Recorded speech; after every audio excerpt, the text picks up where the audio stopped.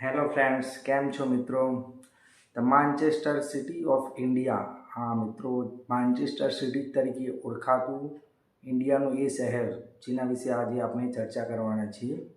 તમને બધાને ખબર પડી જ ગઈ હશે કે હું કયા શહેર વિશે વાત કરું છું. હા મિત્રો, આપણે આજે વાત કરવાના છે અમદાવાદ, જે બ્રિટિશ શાસન વખતે માન્ચેસ્ટર તરીકે જાણીતું હતું. માન્ચેસ્ટર સિટીમાં એટલે કે તે એ સમયે ટેક્સટાઇલ ઉદ્યોગમાં બહુ નિપુણ હતું, આગળ હતું. ટેક્સટાઇલ મતલબ કે કાપડ ઉદ્યોગ માટે બહુ અમદાવાદ જાણીતું હતું. તો મિત્રો, ચાલો આપણે આગળ વાત કરતાં પહેલાં હું મારું ઇન્ટ્રોડક્શન આપી દઉં. હું છું જયદીપ પટેલ, અને મારો વિડીયો તમને પસંદ આવે તો લાઈક, કમેન્ટ, શેર અને સબસ્ક્રાઈબ કરજો. અમદાવાદનો ઇતિહાસ બહુ જૂનો છે. અમદાવાદનો 600 વર્ષના ઇતિહાસમાં અમદાવાદના ઘણા બધા નામ બદલાઈ ચૂક્યા છે.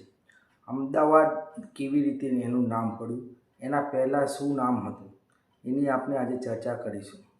અમદાવાદની પહેલાં આપણે 600 વર્ષ પહેલાં અમદાવાદ પર એક આશાવલ નામના ભીલ સરદારનું રાજ હતું.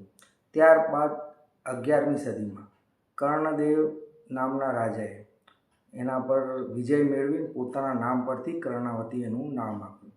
કર્ણાવતી નામ આજે પણ બધાને ખબર છે, બહુ ફેમસ છે અમદાવાદમાં.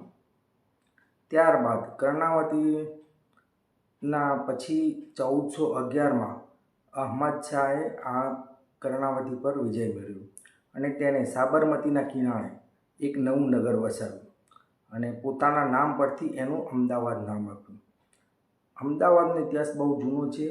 અમદાવાદમાં ઘણા બધા રાજાઓ રાજ કર્યું અને રાજનગર કહેવાતું, રાજાઓનું શહેર. અમદાવાદ આજે પણ વર્લ્ડ ફેમસ છે. બધાને અમદાવાદ વિશે બધા જાણતા જ હશો. અમદાવાદમાં ક્રિકેટ સ્ટેડિયમ, જે વર્લ્ડ લાર્જેસ્ટ સ્ટેડિયમ છે, નરેન્દ્ર મોદી સ્ટેડિયમ, જ્યાં 1.25 લાખ પબ્લિક એકસાથે મેચનો આનંદ લઈ શકે છે.